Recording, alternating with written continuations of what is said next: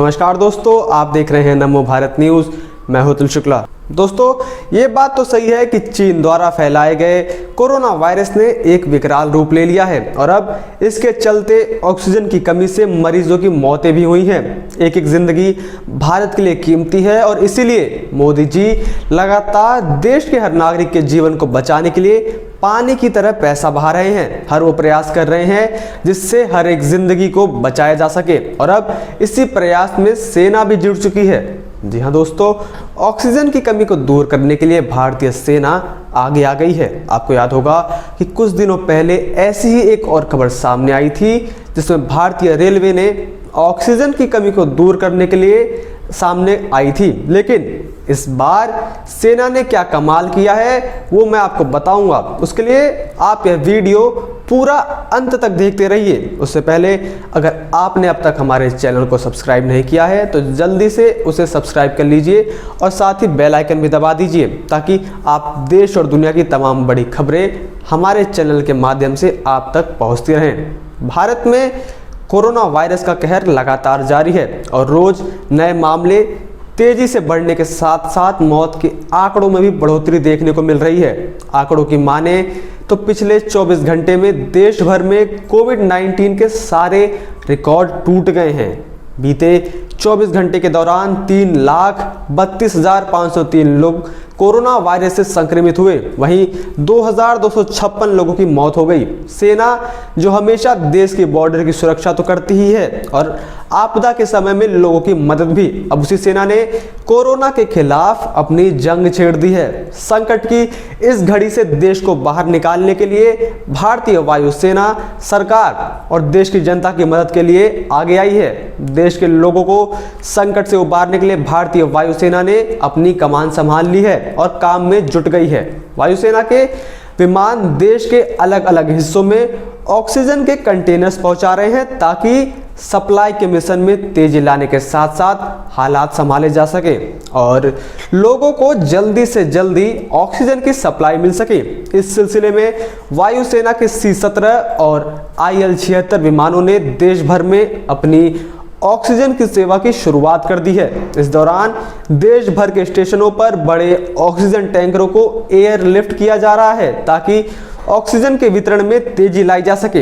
इस mission oxygen में सेना ऑक्सीजन कंटेनर, सिलेंडर, जरूरी दवाओं, उपकरणों और स्वास्थ्य कर्मियों तक को भी एयरलिफ्ट कर रही है। गौर मतलब है कि देश इस वक्त मेडिकल ग्रेड ऑक्सीजन की जबरदस्त कमी का सामना कर रहा है। देश के हर छोटे बड़े शहर में हालात विकट हैं। इसी सिलसिले में भारतीय वायुसेना के 2 C-17 विमानों ने 2 बड़े बड़े ऑक्सीजन कंटेनर्स, IL-76 ने एक खाली कंटेनर को बंगाल के पन्नागढ़ पहुंचाया। इन तीनों को ऑक्सीजन से भरा जाएगा और दिल्ली लाया जाएगा। वायुसेना की ओर से ऑक्सीजन की सप्लाई को पूरा करने के लिए देश के अलग अलग हिस्सों में इसी तरीके के ऑपरेशन चलाए जाएंगे।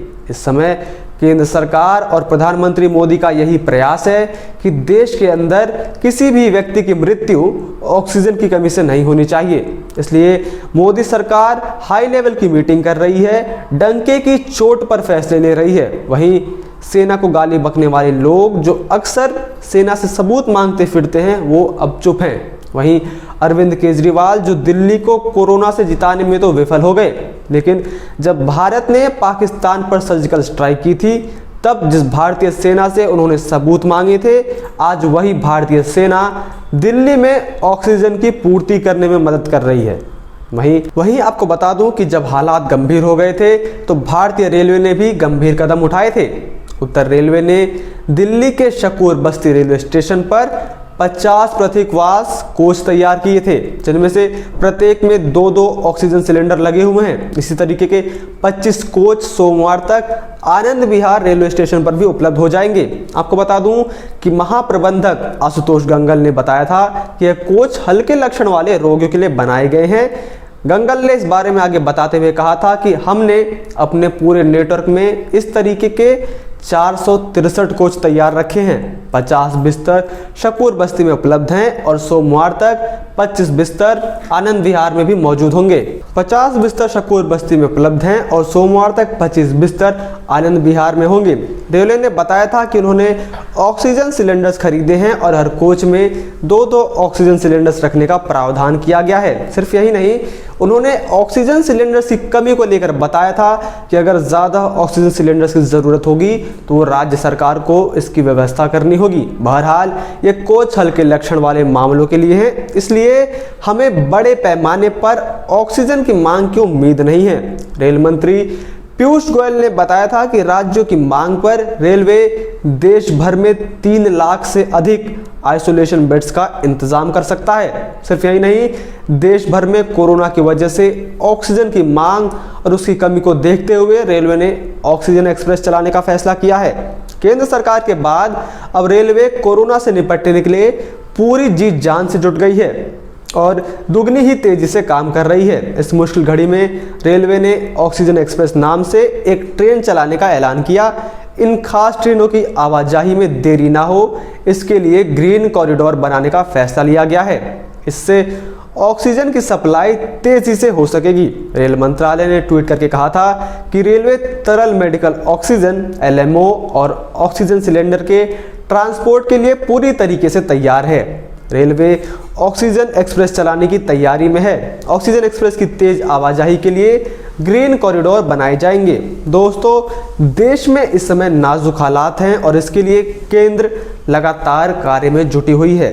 केंद्र के साथ रेलवे तो था ही, अब वायुसेना के आने के बाद यह उम्मीद लगाई जा रही है कि कोरोना पर जीत पाना व परिस्थितियां थोड़ी बेहतर होती दिखेंगी। और मोदी सरकार कोरोना को लेकर कितनी गंभीर है, इस बात का अंदाजा आप इसी बात से लगा सकते हैं कि प्रधानमंत्री मोदी ने आज अपनी बंगाल की रैली कैंसिल करके कोरोना से निपटने के लिए हाई लेवल की मीटिंग रखी। वहीं इस बैठक के बाद देश में ऑक्सीजन की आपूर्ति सुनिश्चित करने के लिए केंद्रीय स्वास्थ्य सचिव ने कुछ महत्वपूर्ण निर्णय लिए, जिसमें से पहला था कि ऑक्सीजन लेकर जा रहे वाहनों के अंतर्राज्यीय आवागमन पर किसी भी प्रकार की कोई रोक नहीं लगाई जाएगी। किसी एक राज्य अथवा केंद्र शासित प्रदेश में स्थित ऑक्सीजन निर्माता अथवा सप्लायर पर अपनी आपूर्ति को उसी एक राज्य तक सीमित करने का कोई प्रतिबंध नहीं लगाया जाएगा।